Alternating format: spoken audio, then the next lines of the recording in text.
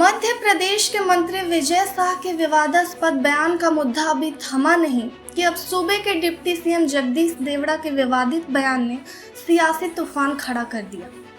जबलपुर में civil defence volunteers के प्रशिक्षण कार्यक्रम को संबोधित करते हुए देवड़ा ने कहा, पूरा देश की सेना और सैनिक प्रधानमंत्री नरेंद्र मोदी के चरणों में नतमस्तक है।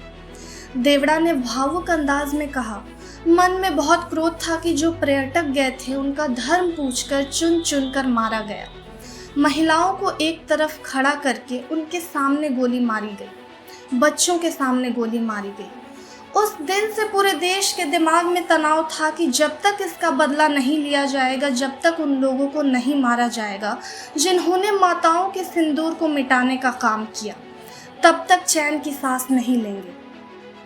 डिप्टी सीएम ने आगे कहा, यशस्वी प्रधानमंत्री जी को हम धन्यवाद देना चाहेंगे। पूरा देश की सेना, सैनिक उनके चरणों में नतमस्तक है। उन्होंने जो जवाब दिया है उसकी जितनी सराहना की जाए कम है।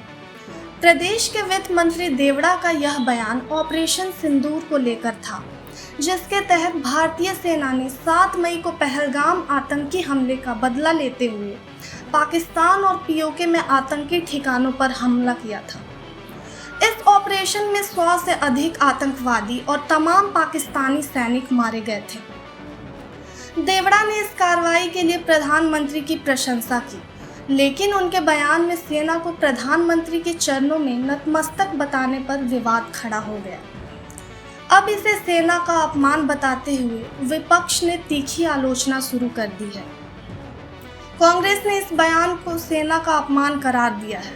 पार्टी की ओर से एक्स पर लिखा, देश की सेना और सैनिक प्रधानमंत्री मोदी के चरणों में नतमस्तक है। ये बात मध्य प्रदेश की बीजेपी सरकार के उप मुख्यमंत्री जगदीश देवड़ा ने कही है। जगदीश देवड़ा का यह बयान बेहद ही घटिया और शर्मनाक है। ये सेना के शौर्य और पराक्रम का अपमान है। जब पूरा देश आज सेना के सामने नतमस्तक है, उस वक्त हमारी जाबाज सेना के लिए बीजेपी के नेता अपनी घटिया सोच जाहिर कर रहे हैं। बीजेपी और जगदीश देवड़ा को माफी मांगनी चाहिए, इन्हें पद से बर्खास्त करना चाहिए।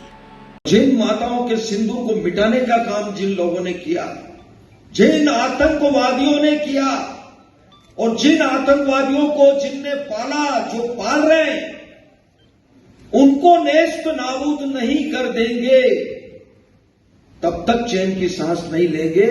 और यशस्वी प्रधानमंत्री जी को हम धन्यवाद देना चाहेंगे। और पूरा देश की वो सेना, वो सैनिक उनके चरणों में नतमस्तक है। उनके चरणों में पूरा देश नतमस्तक है। उन्होंने जो जवाब दिया है उसकी जितनी सराहना की जाए, जितना कहा जाए, एक बार उनके लिए जोरदार ताली बजाएं। प्रभातखबर.com, विश्वास वही, रफ्तार नहीं।